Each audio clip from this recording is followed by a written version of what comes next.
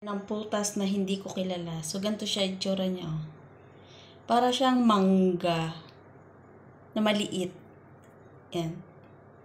Yung amo niya parang mangga siya. Yan.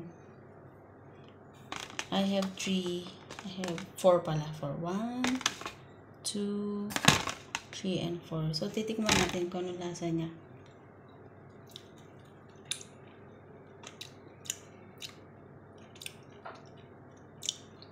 Para siyang medyo lasang mangga din siya.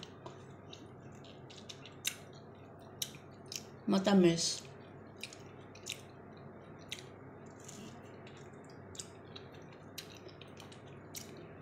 Okay naman siya. Masarap. Anong tawag dito? Paki-comment nga po kung anong tawag dito sa prutas na ito sa nakakaalam at nakakakilala sa prutas nito. Yan. Sarap naman. Hindi ko talaga alam ang pangalan niya eh. Para talaga siyang mangga. Yan, paulit-ulit na ako. Sarap siya. Mapag-uwi kaya sa Pilipinas, may tanim. Ayan. Binabalatan siya. Ewan ko kung nakakain pati balat nito. Pero okay naman yan.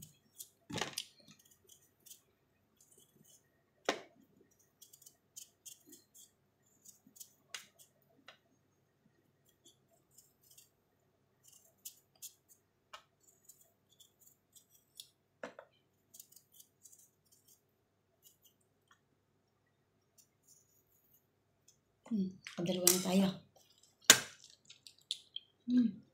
Harap.